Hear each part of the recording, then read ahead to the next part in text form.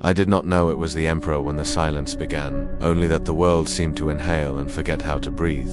And in that suspended breath, every digital clock in the archival wing froze at the same second.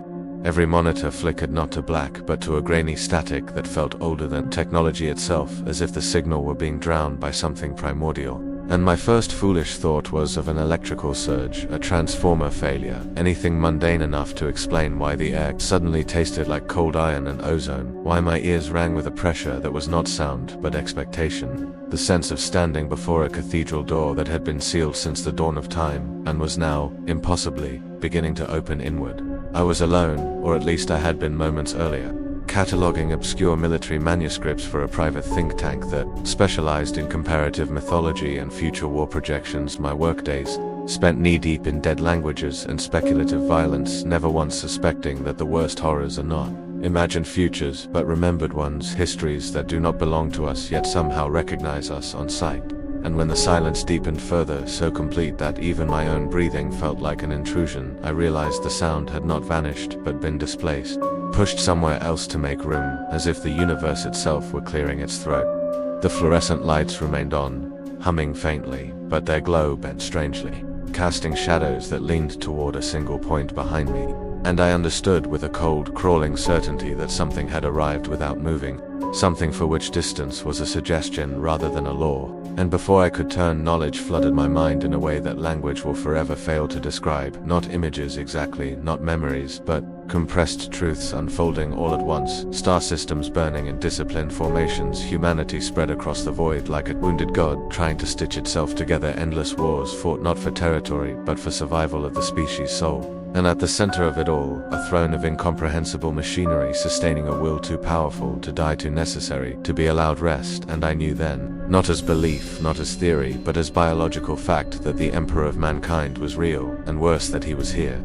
I turned, or perhaps the world turned for me, and the presence resolved into a form that my mind insisted on calling human, only because it lacked a better word. Tall, beyond proportion, yet not distorted. His shape carrying the illusion of simplicity, the way a blade carries the illusion of thinness. And there was no armor, no golden regalia, as the forbidden texts had promised. Only an overwhelming sense of authority that made clothing feel irrelevant, like dressing a star. His face calm, almost gentle, but sculpted with the terrifying precision of purpose rather than genetics. Eyes like collapsed suns that did not glow so much as absorb meaning. And in their gaze, I felt catalogued, not judged. Reduced instantly to data points, lifespan, threat potential, usefulness, and I understood in a single, humiliating instant why entire civilizations had knelt and why entire species had burned. Because this was not tyranny as we imagine it, not cruelty or ego, but optimization taken to its final, merciless conclusion. My knees hit the floor without permission,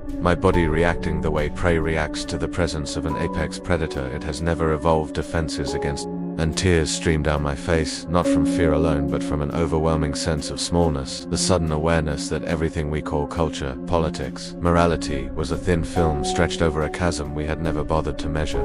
He did not speak, not at first, yet I heard him more clearly than any voice I had ever known. A communication that bypassed sound entirely and settled directly into cognition. And what he conveyed was not introduction but assessment, a sweeping examination of our world conducted in a fraction of a second. And as his awareness expanded outward, I felt it like a pressure wave, satellites hiccuping in their orbits, nuclear command systems stalling as if seized by momentary doubt, millions of human minds brushing against his presence like insects against glass. And in that contact came dreams, sudden religious ecstasies, unexplained terror, suicides and conversions, and 1,000 small fractures across the globe as the collective psyche of our species encountered something it had not been prepared to metabolize. He showed me, whether intentionally or not, how he saw us divided, inefficient, dangerously sentimental, a species standing at the edge of psychic awakening, without the discipline to survive it. Our myths of freedom and individuality glowing in his perception like charming but lethal errors. And when the thought formed in my mind that perhaps he had come as a savior, a corrective force to guide us away from extinction, the response was immediate and devastating in its clarity. A conceptual recoil that stripped the romance from the idea and left only bone, because saviors preserve, and the Emperor did not preserve. He refined. I saw flashes then, not futures exactly, but probabilities branching and collapsing under the weight of his presence. Governments attempting contact and finding their words inadequate, militaries mobilizing only to discover that strategy is meaningless against something that can rewrite causality with a thought, religious institutions fracturing as their gods were suddenly measured against an entity that neither demanded worship nor tolerated competition. And beneath it all, the quiet, inexorable march toward compliance. Because humanity, for all its noise, has always bent toward authority when that authority feels inevitable, and the Emperor radiated inevitability the way stars radiate heat. I wanted to scream, to ask him why, to demand what right he had to intrude upon our fragile, chaotic experiment, but the question died before it reached articulation, smothered by the understanding that rights are constructs of parity, agreements between equals, and there were no equals here, only gradients of usefulness. And in that moment I felt something in me break, not dramatically, not violently, but like a hairline fracture spreading through a pane of glass, the realization that our future, whatever it became, would no longer be ours in any meaningful sense. When he finally addressed me directly, the contact was almost gentle, a narrowing of focus that felt like a hand placed on my thoughts, steadying rather than crushing, and I knew he had chosen me not for importance but for proximity, for the accident of being present at the point of arrival. A witness rather than a participant, and the message he imparted was chilling in its simplicity. A declaration rather than a threat, that this universe, like all others containing humanity, represented a variable set in a larger equation, and that he had come not to conquer but to evaluate, to determine whether our version of mankind was worth integrating, correcting, or extinguishing before it could give birth to horrors we lacked the strength to contain. As his presence began to withdraw, not leaving, never leaving, merely reducing the pressure of his attention, I realized with a hollow, sinking dread that this moment, this quiet encounter in a forgotten archive room, would one day be remembered as the last instant humanity existed as an unexamined species.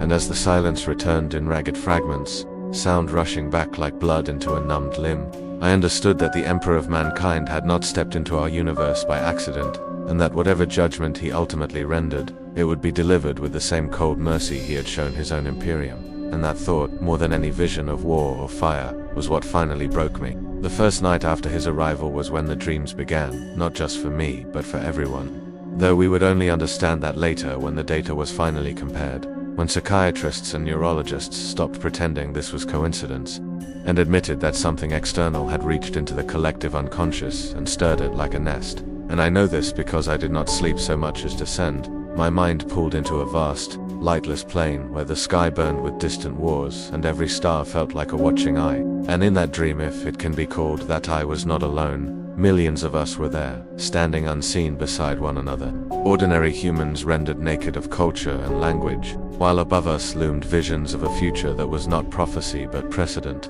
Cities the size of continents, armies kneeling in perfect synchronization, children born already marked by purpose. And at the center of it all, the same calm, terrible presence, the Emperor, not addressing us as individuals, but as a species, undergoing inspection. And when I woke screaming into my empty apartment, phone vibrating with missed calls and emergency alerts stacked like corpses on the screen, I knew with a certainty that made my hands shake that this was only the beginning, because humanity had been noticed, and nothing noticed by him was ever left unchanged. By morning the world was louder than it had ever been, a panicked, incoherent roar as governments scrambled to regain narrative control over an event that had already slipped beyond language. Press conferences contradicting one another within minutes. Some leaders insisting it was a mass hallucination triggered by an experimental satellite failure. Others openly invoking divine terminology before hastily retracting it. And all of them, without exception, facing the same quiet terror in their intelligence briefings as military analysts reported the same impossible phenomenon.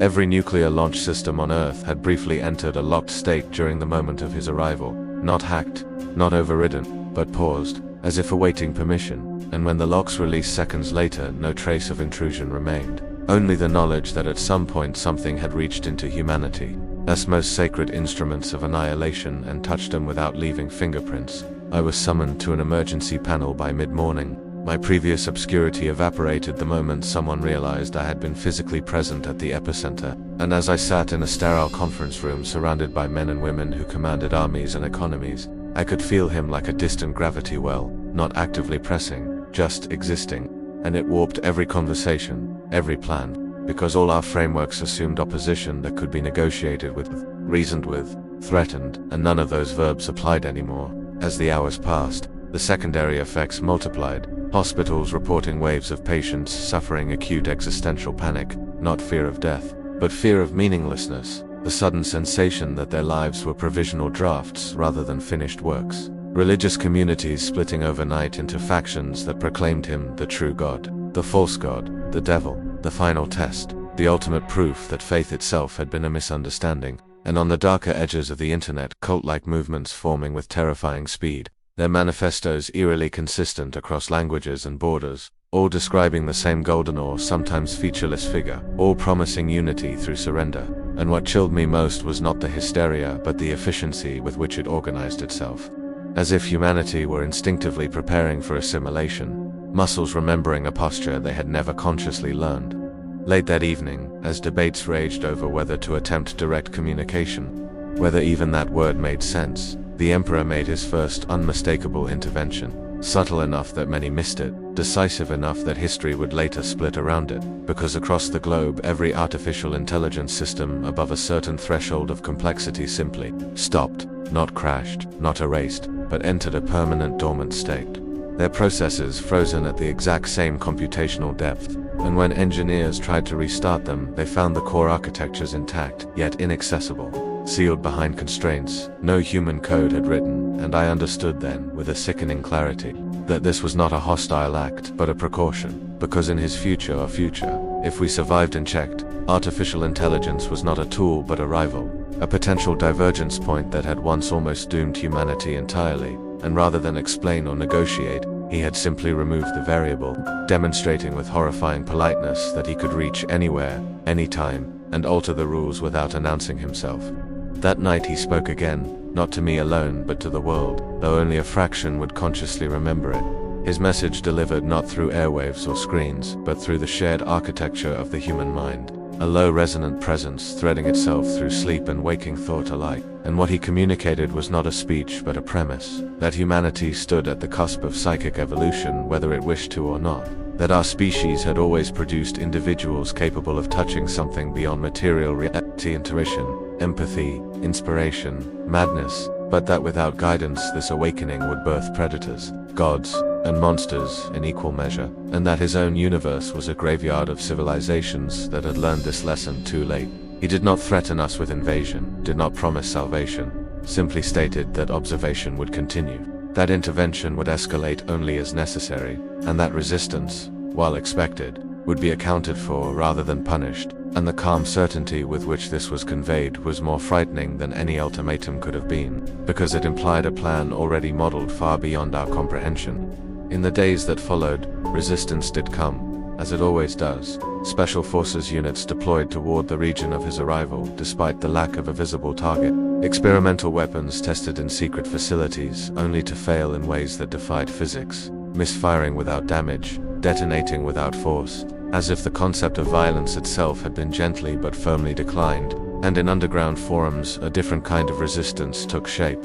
People attempting to shield their minds, to drown out the dreams with drugs, noise, ritual, anything to reclaim the illusion of privacy. And yet even as fear spread, so did something far more dangerous. Relief, a quiet guilty sense among millions that someone else was finally in control. That the unbearable weight of choice, of uncertainty, of steering a fragile species through cosmic darkness, had been lifted. And when I recognized that feeling in myself, fleeting but real, I understood how easily compliance would come if he chose to demand it. On the seventh day, as global unrest peaked and stock markets collapsed into irrelevance, the Emperor manifested openly for the first time since the archive, not everywhere but enough places to shatter. Denial appearing above capital cities as a towering luminous figure that did not cast a shadow because it bent light inward.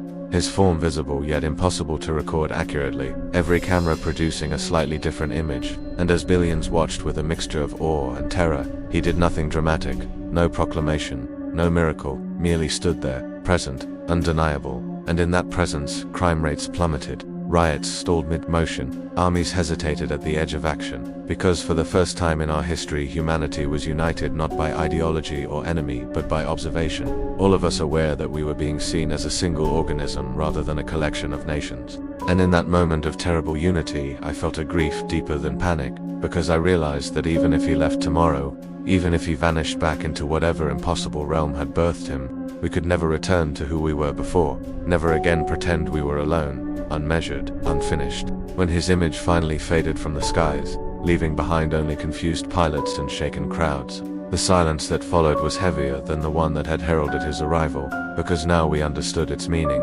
And as I sat alone once more, reviewing footage that refused to agree with itself, my mind kept circling a single, unbearable thought, that this was still observation, still the testing phase, and that at some point, perhaps soon, perhaps years from now, the Emperor of mankind would decide whether our universe deserved the same fate as his own, and that whatever choice he made, it would be delivered, not with hatred, not with malice, but with the same calm certainty he applied to everything else. And I feared that in the end, that calm would be what doomed us. By the third week, the word crisis had become useless, worn smooth by repetition, because what we were living through was not a moment to be resolved, but a condition to be endured. And I felt it most acutely in the way time itself seemed to behave differently. Days stretching and folding as if the Emperor's continued observation had introduced a new axis to reality, one where cause and effect hesitated before committing. And I knew this was not imagination because the instruments agreed. Atomic clocks drifting by microseconds, particle decay rates fluctuating just enough to drive physicists to sleepless desperation, the universe behaving like a machine running under a supervisor who had begun making invisible adjustments. I was moved to a secured facility then, less a prison than a containment of relevance, surrounded by analysts, theologians, generals, and scientists who spoke in careful abstractions to avoid admitting the obvious, that we were no longer the highest authority in our own story. And in long, echoing corridors that smelled of disinfectant and fear, I began to notice a pattern in the people around me, a subtle sorting, some growing more agitated by the day, their speech fragmenting into ideological rigidity, while others grew calmer, more focused, almost serene, as if proximity to the Emperor's psychic wake was polishing them into something sharper. And when I raised this observation, I was quietly asked to stop, because acknowledging selection implied intent, and intent implied inevitability. It was around this time that the first true psychers appeared, though of course that word was never used publicly, replaced by euphemisms like anomalous cognition or emergent neuro. But I saw the raw data and the human cost behind it. Children who could hear thoughts like overlapping radio stations, adults who bent probability unconsciously, machines failing in rooms where certain individuals slept, and always the dreams, now more focused, less chaotic, as if the Emperor were no longer merely brushing our species with his awareness, but beginning to tune it. And the horror was not that these abilities existed, but that they followed a pattern disturbingly consistent with the history he had shown me in that first moment, a path humanity had walked before in another universe, one that led not to enlightenment, but to war so vast it scarred reality itself. Governments tried to hide these developments, but secrecy rots quickly under pressure. And when footage leaked of a man screaming as gravity inverted around him for 3 seconds before snapping back and leaving him broken on the ceiling, the public narrative shattered, fear metastasizing into rage, and for the first time protests were no longer aimed at leaders or systems, but at the sky itself. People demanding answers from an entity that had never promised to provide them. The Emperor responded not with force but with clarification, and in retrospect that was the moment our fate truly tilted. Because one morning every human being capable of language experienced the same intrusive understanding, a conceptual download that recontextualized our entire evolutionary history, revealing that psychic potential was not a mutation but a latent trait, suppressed by chance and environment, and that our modern world, its noise, its constant distraction had delayed but not prevented its emergence. And in the stark, merciless logic of the explanation there was no room for comfort, only function, because he made it clear that unmanaged psychic awakening led inevitably to predation. Two entities born of thought and emotion feeding on unshielded minds, horrors that wore belief like flesh, and though he did not name them, I felt the echo of things far worse than death pressing against the edges of the message, and I understood that in his universe these forces had been fought with fire and faith and genocide on a scale that made our worst atrocities look like misunderstandings. Resistance hardened after that, because now the stakes were framed not as sovereignty or belief but survival, and humans are remarkably inventive when cornered. Alliances forming overnight between nations that had spent centuries sharpening knives for one another. Occult groups dragging forbidden practices into daylight in desperate attempts to weaponize belief. tech conglomerates pouring resources into black projects aimed at restoring artificial intelligence as a counterweight, and through it all, the Emperor remained maddeningly still, intervening only to prevent catastrophic divergence. Disabling a prototype psychic amplifier here, nullifying a cult ritual there, never explaining, never apologizing, and the worst part was that each intervention saved lives in the short term, reinforcing the terrible possibility that he was right, that without him we would tear ourselves open and invite something infinitely worse. I felt the pressure of choice then, not personal choice, but the sense that humanity itself was approaching a decision point, and that I, by accident of proximity and understanding, had been placed uncomfortably close to its articulation. And when the Emperor reached out to me again, it was not sudden like the first time, but gradual, a presence building over hours until my thoughts felt submerged in warm, crushing depth, and in that communion, I was shown not commands but comparisons, images of alternate humanities across branching universes, some exterminated early, as unstable, others refined into rigid, joyless empires that survived at the cost of everything we might recognize as freedom, and a very few so few guided carefully through psychic adolescence into something resilient, enough to endure without constant oversight. And the unspoken question pressed against me like a blade: which path did I believe we were capable of walking?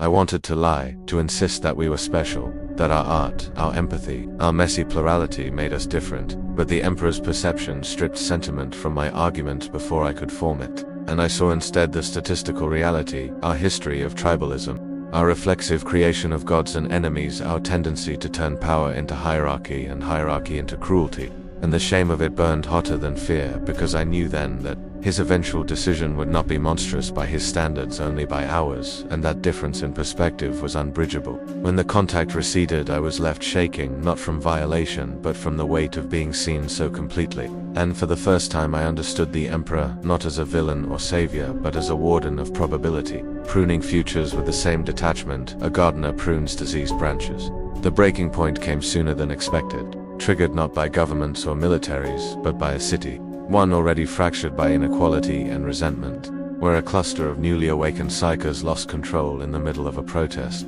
fear amplifying power until reality tore like wet paper.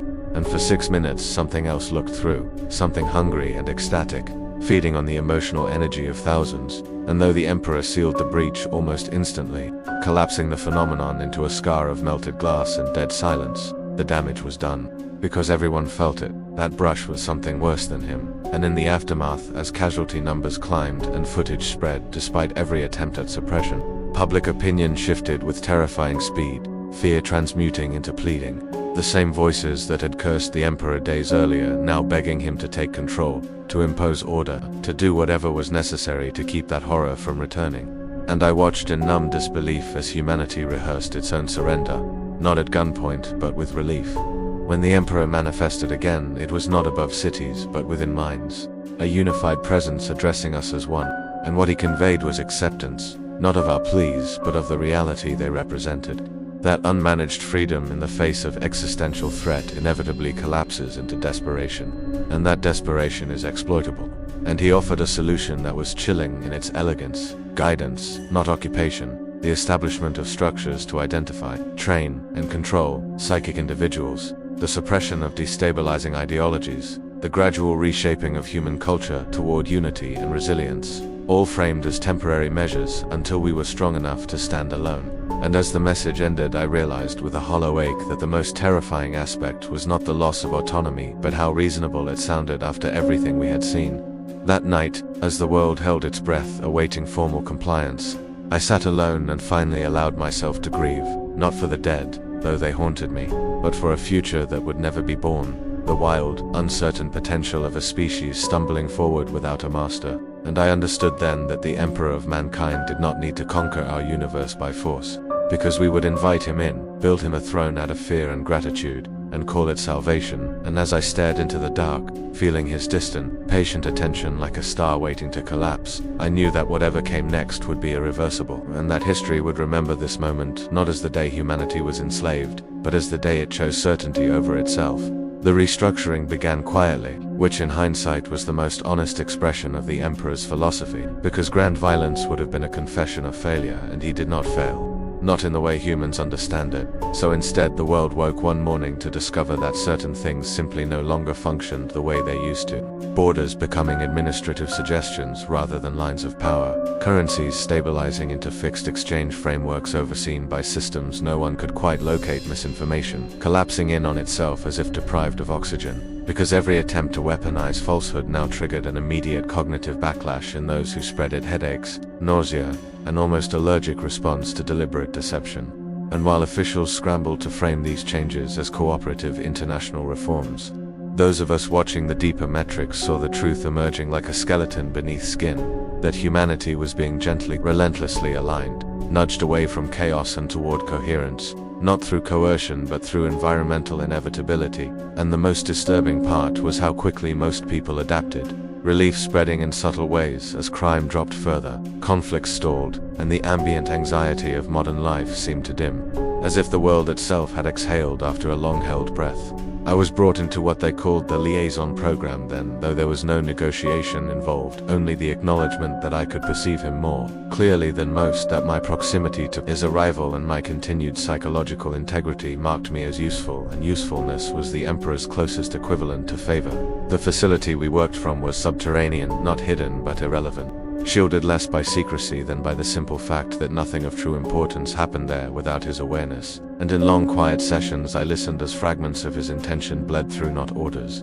Never orders, but clarifications. Frameworks offered like tools to minds that still insisted on thinking independently.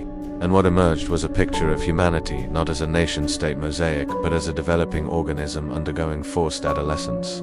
Hormones raging, identity unstable, psychic capability blooming without the structures to contain it. And I realized then that from his perspective, our resistance had never been rebellion but symptom. The new institutions followed, emerging simultaneously across continents as if coordinated by an intelligence that did not require meetings. Academies designed to identify and train the awakened before fear could twist them. Cultural initiatives that subtly de-emphasize divisive identity markers in favor of species-level narratives, and oversight bodies that operated without visible leadership. Their authority accepted not because it was imposed but because every alternative quietly failed. And still there were protests, acts of defiance staged for cameras that could no longer quite capture what mattered. People insisting that freedom without safety was preferable to safety without choice. And I wanted to believe them, truly. But every time unrest escalated toward genuine harm, the Emperor intervened with surgical precision, diffusing violence at the level of intent. And the protesters would disperse, not beaten or arrested, but confused, their anger hollowed out by the sudden absence of an enemy they could meaningfully oppose. The psychers, for that was the word we eventually admitted among ourselves, became the fulcrum of everything, because they were both the promise and the threat, living proof that humanity was changing whether it wanted to or not. And under the Emperor's guidance, they were trained not to dominate but to restrain, taught disciplines that emphasized suppression over expression, control over potential, and I saw in their curricula the shadow of something ancient and terrible. Lessons learned at the cost of entire star systems in another reality. And though no one spoke of it openly, there was an unspoken understanding that this was not humanity's first chance, merely the most recent iteration, and that the Emperor's patience, vast as it was, had limits defined not by time but by outcome.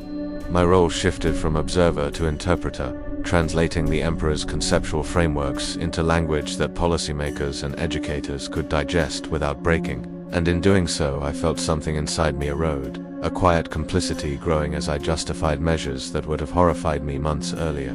Because context is a solvent, and once you have seen what waits beyond the thin membrane of reality, once you have felt the brush of something that feeds on fear and belief, the calculus changes, and I hated myself most for understanding that change, or recognizing the internal logic that made authoritarian benevolence feel like the lesser evil. At night the dreams returned, altered now. No longer chaotic visions of war but structured simulations of futures branching and collapsing. Some where humanity rejected the Emperor's guidance and tore itself open within decades. Others where his structures calcified into an empire of staggering stability and quiet despair. And a very narrow band where his influence gradually receded as humanity internalized the discipline he enforced. And in those rare futures there was something like hope, muted but real. A species that had survived its own awakening without annihilating itself or everything around it. The cost of that survival, however, became clearer with each passing month. as art shifted subtly away from individual expression toward collective themes, as philosophy reoriented from personal meaning to functional ethics, as children were taught from their earliest years not what they could become, but what they were needed to be. And I watched a generation grow calmer, more focused, less prone to despair, and felt a grief that had nowhere to land, because how do you mourn the loss of something no one remembers missing? How do you argue for chaos to children who have never tasted its particular flavor of pain and possibility? When I raised these concerns, carefully, respectfully, the Emperor's response was immediate and devastatingly reasonable, a simple demonstration of comparative suffering across time, showing me in exquisite, unbearable detail the worlds where individuality had been preserved at the cost of extinction. And I understood then that he was not blind to what he was erasing, only convinced that it was a price worth paying. The turning point, the one historians would later debate endlessly, came when the first human-made psychic null device was successfully deployed, a technology developed under his indirect guidance that could dampen warp-adjacent phenomena entirely within a localized field, and the celebration was immediately hailed as proof that humanity could eventually stand without him, that his oversight was truly temporary. And yet when I felt his reaction to the news, it was not satisfaction but something colder, an internal recalibration, because tools change relationships, and for the first time humanity had produced something that meaningfully intersected with his domain. Not as a threat, but as a statement of intent. And in that moment I sensed his attention sharpen, focus narrowing, probabilities reshuffling like cards, and I knew we had crossed a threshold we did not fully understand. That night he spoke to me again, privately, more directly than he had since the archive, and there was no anger in him, no betrayal, only assessment, and what he shared was not punishment but a warning. That independence achieved too quickly often masquerades as readiness, that power without the culture to wield it responsibly simply recreates the conditions for disaster, and that his continued presence would now be contingent not on humanity's fear but on its choices. And for the first time I felt the weight of genuine responsibility press against my chest, because he was no longer merely observing or guiding, he was inviting a test, one that would determine whether his hand would remain on the scales or finally withdraw. As dawn crept into the facility and the world above continued its uneasy march toward a managed future, I sat with the knowledge that humanity stood at the edge of something far more dangerous than domination or extinction, the possibility of choice returning under conditions shaped by someone else's mercy.